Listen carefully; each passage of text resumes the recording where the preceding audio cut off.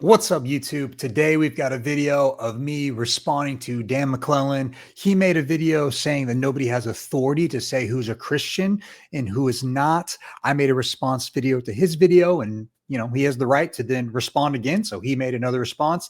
And so I'm just gonna look at this and then I guess respond again. I think he has some good things to say, some not so good things to say, and then some like, oh my gosh, I can't believe you just said that things to say. And so we can jump right in, check it out. And, if you like the video, do me a favor, go ahead and hit the like button. And hey, I'm so close to 1,000 subscribers. And so it'd be awesome to jump over that hill. And so if you'd like to be a part of that with me, I would greatly, greatly appreciate it. Let's get into it. Hey, everybody, who is in charge of who gets to call themselves a Christian? All right, let's check it out. All right, let's see it. The answer is nobody. There is no person or group of people on the planet who are in charge of who gets to call themselves a Christian. So yes and no. Just yes. For one, anyone can call themselves a Christian. Nobody can stop someone from doing that. And secondly, when it comes down to it, you don't know anyone's heart, right? So you can't actually know if anyone is truly a Christian or not. They could be completely lying. But there is another category of people. These are people that call themselves Christians and yet reject core Christian doctrine. So the catastrophic flaw in this claim is the fact that there is no such thing as core Christian doctrine that is authoritative for all Christians. Because as I pointed out in my video, there is no person and there is no combination of people that gets to speak authoritatively for all Christians. The best you can do is find a group of people who agree to be subject to your authority, and then you can speak authoritatively on behalf of that group.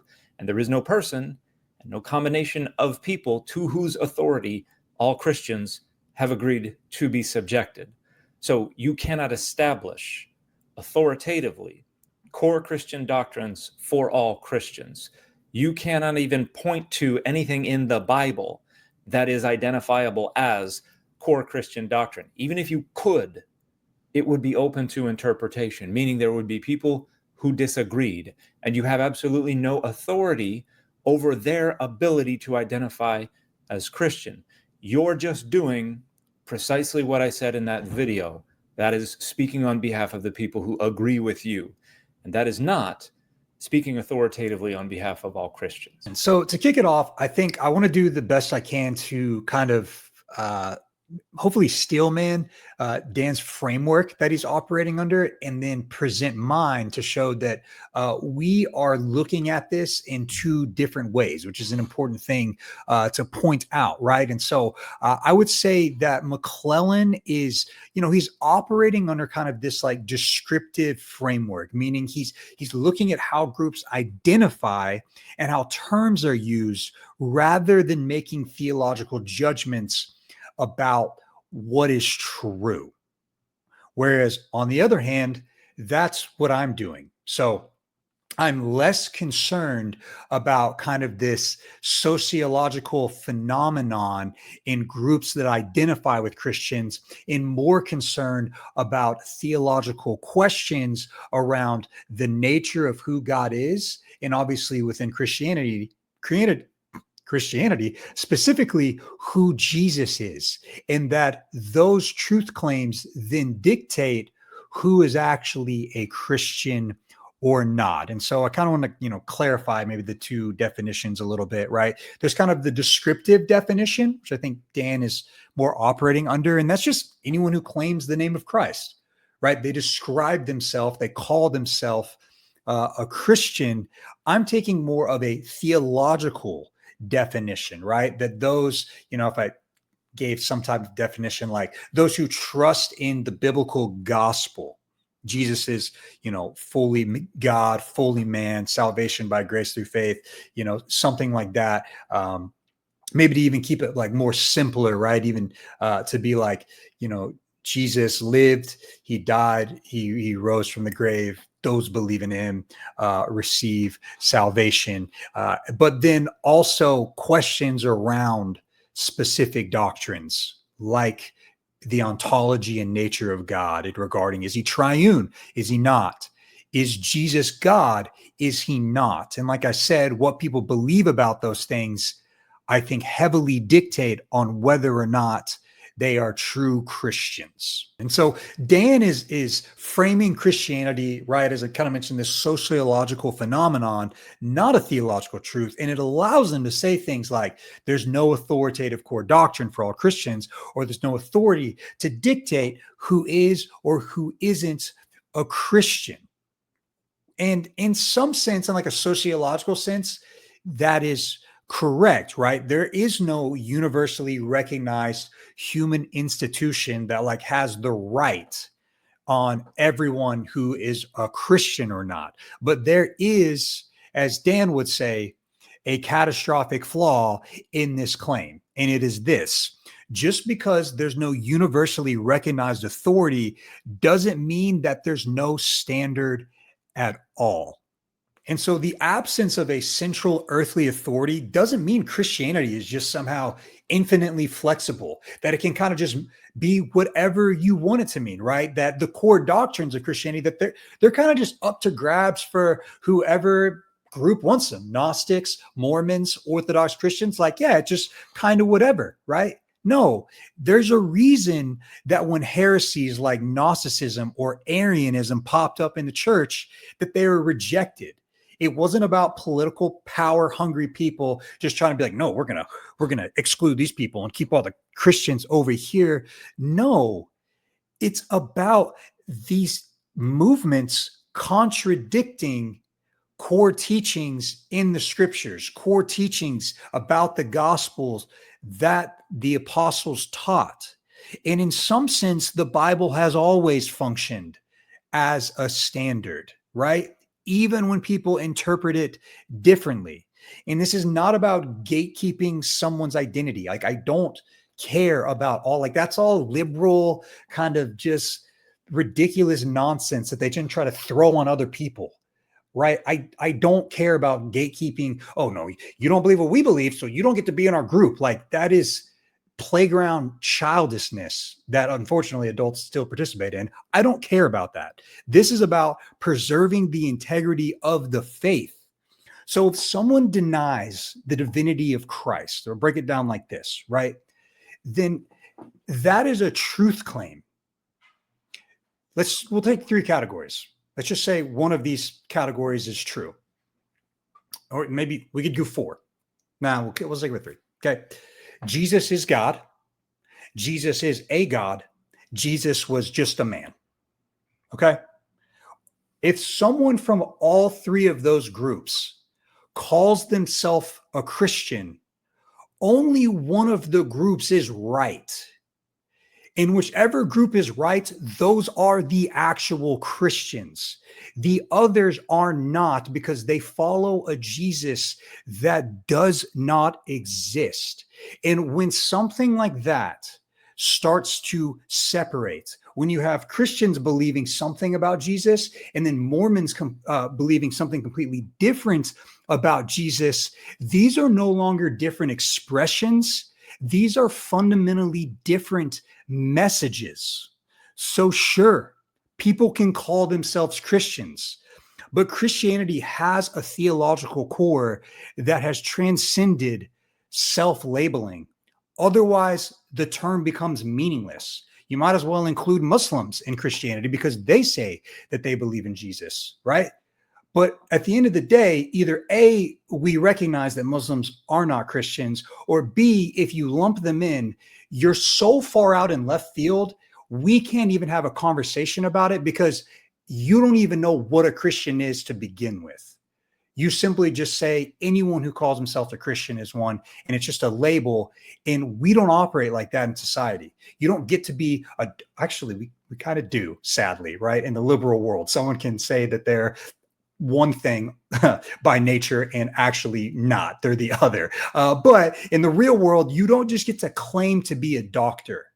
There's actually a standard that has to be met in order to be a doctor. In the same way, being a Christian or being a Muslim, there has to be a baseline standard. And, you know, his original video is about authority. who cares? The question is, what is true? And can we come to a true understanding of what it truly means to know who Jesus really is? And those who do that are actual Christians. That's just to get it started. We will continue on. Let's hit the next section. Church, they did us a huge favor, and they laid out in creeds core Christian doctrines. So if you call yourself a Christian and yet reject something from the Nicene Creed, you are not a Christian. It doesn't matter how much you say that you are. You reject core beliefs about Christianity. So all this claim is doing is pointing to the agreement that this group of Christians has agreed will be authoritative for that group. It has absolutely no authority whatsoever. No, that's not what I'm doing. What I'm saying is that the Nicene Creed is making truth claims about Jesus. And if those are true, then that's the group who are actually Christians. It doesn't matter who gets to kind of dictate and say, no, you're not a real Christian. You're actually a real Christian. No. If what the Nicene Creed is stating is true, then those who believe in that are Christians. And if the Nicene Creed is false, then those who believe in the Nicene Creed are not Christians.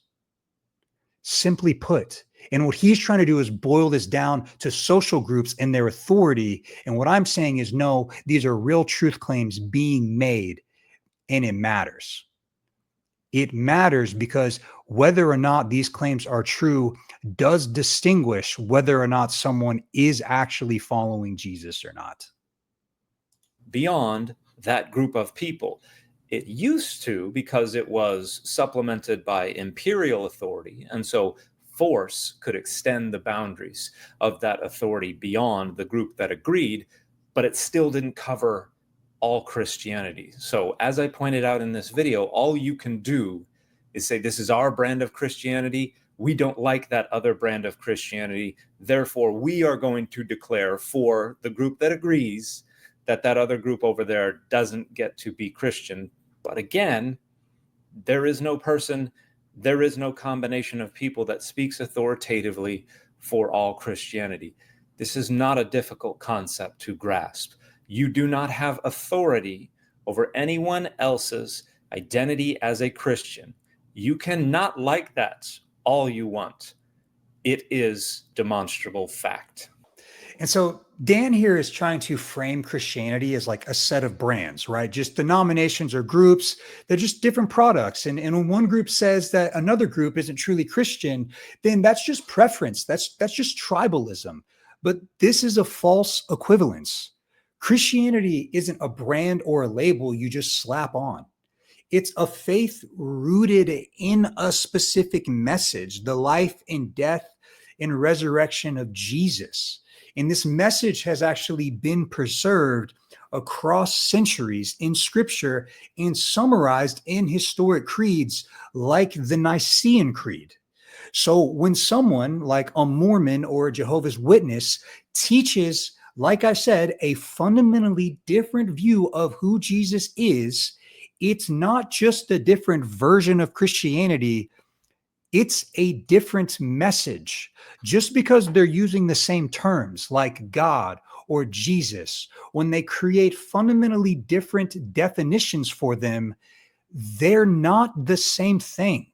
And so saying that these groups are not Christians isn't some form of gatekeeping. I don't care about that. It's about guarding the integrity of the gospel. Okay.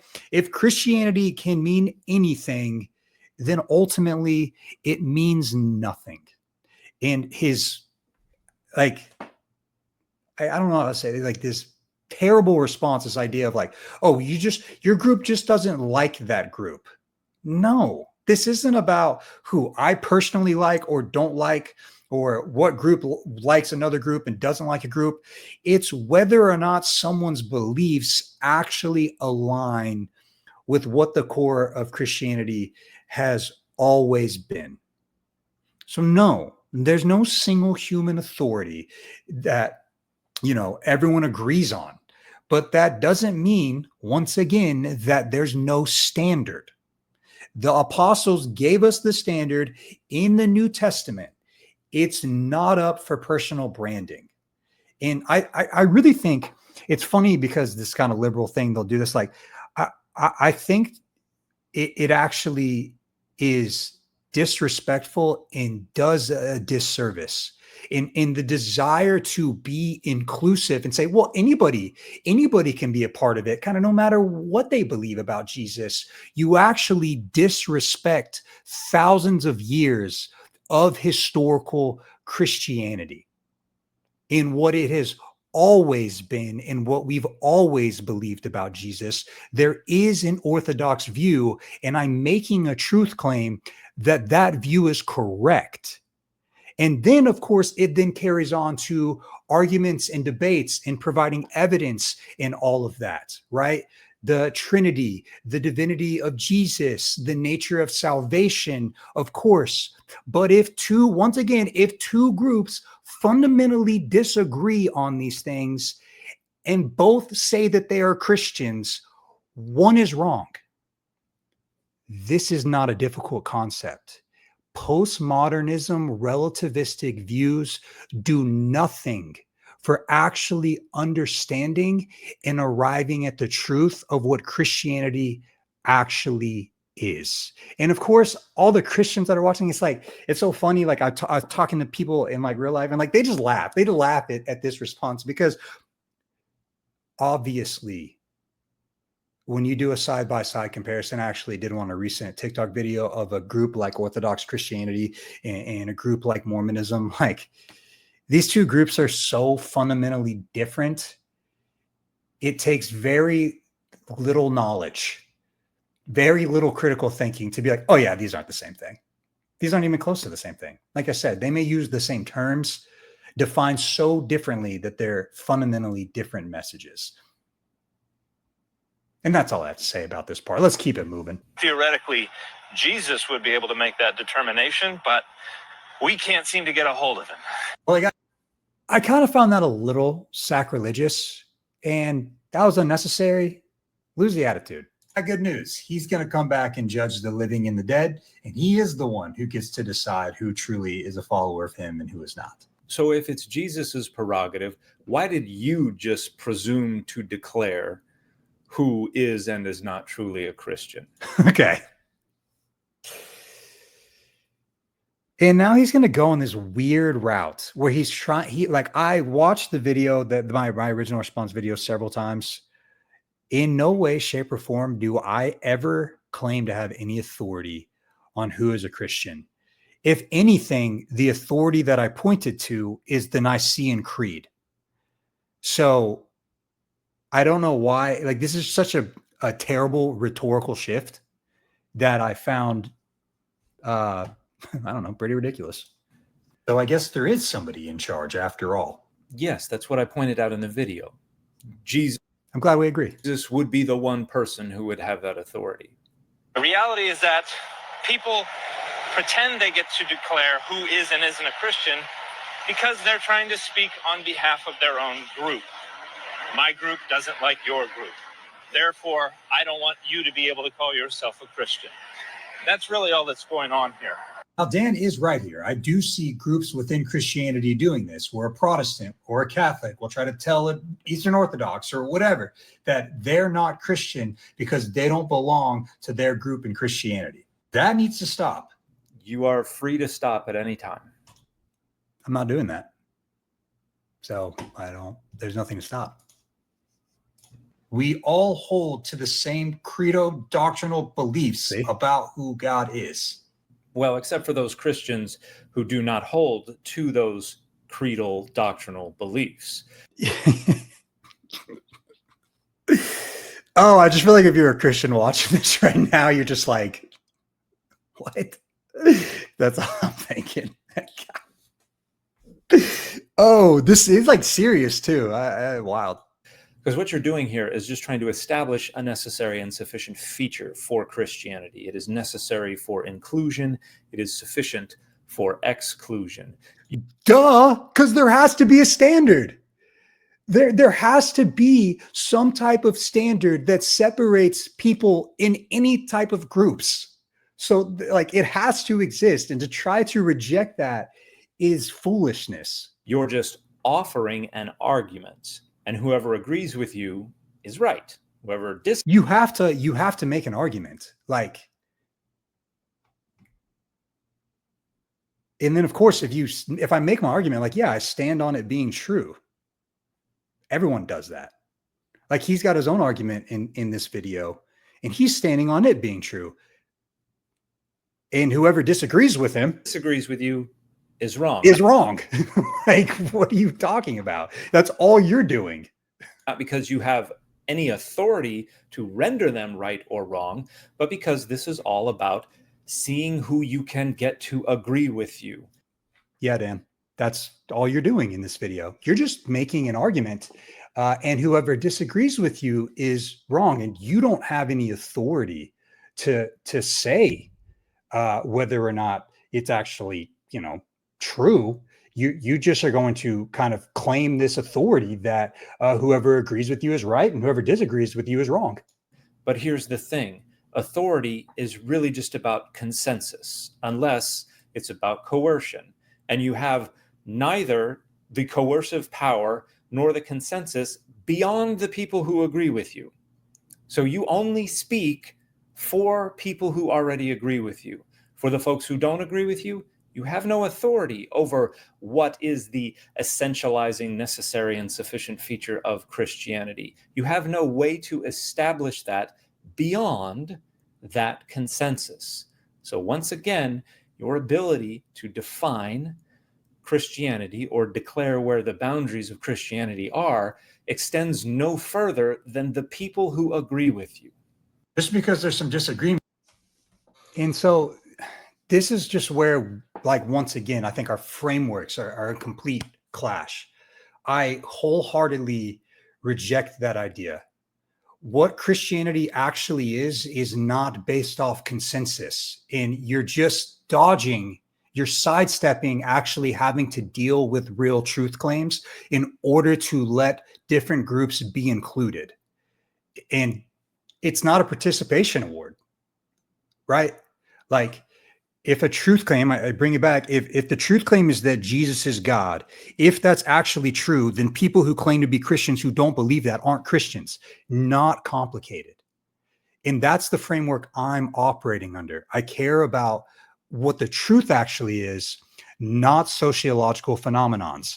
Those are in some ways important, but they don't actually, they don't get you to the end of the road in establishing what is actually true. And I mentioned it a little bit earlier, but I'm doubling down, right? I don't have authority, and I'm not trying to just rally like people who agree with me to form some type of consensus to get my tribe to look at another tribe and say, you're not a real Christian. No, there is no claim of personal authority. I'm appealing to the historic and theological standard that the church has taught for millennia, as preserved in the scriptures. Not trying to create a fan club, right? And what's funny about it is, like, this isn't a power move to try to create some authority. This is actually an act of submission to a message that I didn't invent. But at the end of the day, I've got to stand on something. And, there's the old phrase, if you don't stand for something, you'll fall for anything. Like the nonsense that anyone who labels themselves as a Christian, theologically speaking, actually is one. I don't know. It's not that complicated. If someone is teaching something that contradicts the New Testament teachings, and they call themselves Christians, once again, they're just not. I mean, he's kind of beating the same drum, so I kind of got to go back and rebeat the same drum on the other end. But let's close this thing out. Humans doesn't mean they're not Christians, but that's not all that's going on here. When people say that Jehovah's Witnesses or Mormons or anybody who sincerely identifies as a Christian isn't a real Christian, really all they're saying is that's a Christian I don't like. No, that's not what's going on. Not even Both close. Mormons and Jehovah's Witnesses reject core doctrines of Christianity, namely the triunity of God and who Jesus is. And so while nobody is in charge and nobody can dictate whether or not someone calls themselves a Christian, so glad that I stated this so plainly, right? Someone calls themselves a Christian and then openly rejects core Christian beliefs, they out themselves as not being Christians. No, they just disagree with you regarding something that you think ought to be the necessary and sufficient feature of Christianity, but have no authority to establish as the necessary and sufficient feature of Christianity beyond the power of your own assertiveness and beyond that group of people that already agrees with you. I mean, I literally, like, in the video that he's responding to, I literally said I had no authority. And like I said earlier, in order for the word Christian to have any meaning, there does have to be certain things that define one. That's just how groups work in general. And you don't just get to label yourself something just because you want to be a part of the group, when the group has historically taught certain things and made certain claims about who God is. And then you don't get to join the group and say, yeah, I don't believe those things. That doesn't make any sense. You are reifying precisely what I pointed out. You don't like that group. You don't think they should be able to be Christians. Unfortunately, you are not Jesus. You do not have the authority to declare for anyone other than those who agree with you whether or not they are Christians. And it's not about not liking them. We want to see them come to Christ.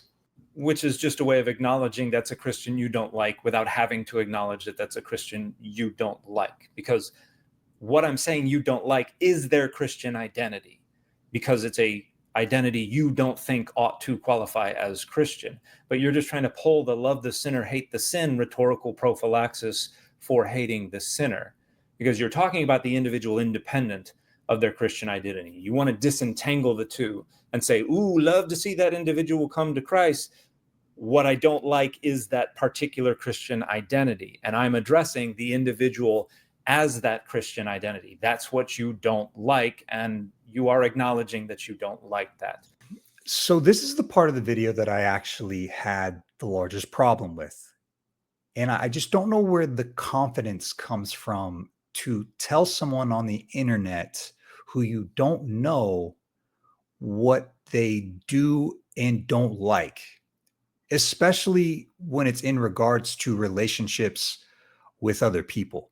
And what it feels like is happening here is I'm getting dragged into the liberal identity politics, and I'm just not interested in that. And I've never liked the phrase, love the sinner, hate the sin. I've always had problems with that phrase. And then he's trying to press that upon me as well. No, I just prefer to, I don't know, live in the real world where, like, you can have relationships and be friends with people that you fundamentally disagree with. I was getting dinner and with a group of people, and there's a Mormon there, and we're sitting next to each other having a conversation. And he just specifically asked me, he said, do you think Mormons are Christians? And this is where I think there's just actually nuance to the conversation that often doesn't get expressed in platforms like this, because they're always kind of, you're always picking a side. But I just looked at him, I said, yeah, like, I think Mormons can be Christians, but if they are, it's not because of the Mormon church, but in spite of it. And maybe to flesh that out a little bit more, Mormons are reading the Bible. They're learning about Jesus. It's possible for them to come into a relationship with Christ. But as an overarching, organization, church, religion, whatever you want to call it, Mormon doctrines are not teaching Orthodox Christianity. So as a whole, that's a problem, which is why I said that I think Mormons could become Christians, but not because of the Mormon Church, but in spite of it. And he was just like, "Oh yeah, okay, like that makes sense." And then we kind of just carried on our conversation about different topics. And so I just think it's absurd to try to always press upon this idea that just because I disagree with someone, even if it does affect their identity, in fact, that happens a lot, that I don't like them. That, I mean, the whole, just this whole, I don't know, movement of that is absolutely absurd. And this is where you start moving away from scholarship in theology into just this liberal nonsense that I don't care about. I just care about what is true. And I will then press that upon people regardless of how it makes them feel. I can't control that. But regardless, it's not about liking them or not. It's about, hey, this is what is true. If I think you're in opposition to that, I don't go, well, I like you, so I'm not going to say anything. That's ridiculous. And so he's kind of got one more thing that he's going to say. So let's check that out. You just don't want to acknowledge that you don't like that because you cannot seem to think critically about this. All you seem to be able to do is just burp up the same sophomoric, naive platitudes that Christians use to convince each other that they know what they're talking about. You do not have the first clue what you are talking about. No, you just don't like that I think about it critically different than you do. And I made a 3-minute video of which I'm maybe talking about 2 minutes of it, right?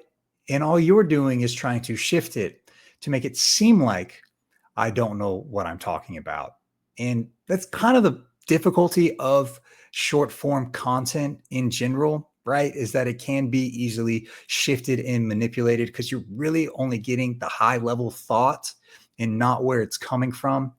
Um, but I mean, it's just, I don't know, such a, I don't know, an uninformed accusation.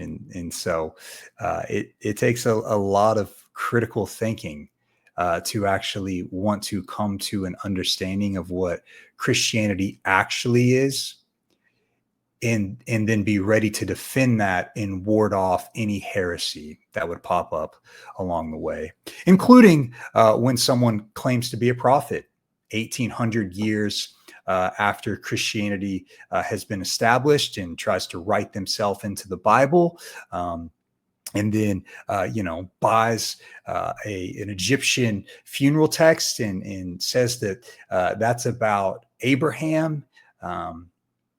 Claims this vision from an angel and writes this book that clearly has no historical backing, who also said that he thought that all of the denominations were an abomination, and he received that directly from God. So yeah, when that type of movement pops up 1800 years later, we look at it and go, that's not Christianity. And it's pretty simple when it comes down to it. And it really, ironically enough, I think there's a lack of critical thinking to try to include a group like Mormonism in Christianity based off of all of the information that we have. And so at the end of the day, I think we just agree to disagree on something like this. I think we clearly are operating. Dan is operating in a different framework than I am. And I think maybe our goals are even different in why we operate in those frameworks. But overall, that is my response. Yeah, you thought it was good? Do me a favor, hit the like, hit the subscribe. I don't know. I always enjoyed doing these conversations. I actually like hearing different perspectives and getting pushback, and then thinking about it more and following up. So, yeah, appreciate you watching. Y'all have a good one. Peace.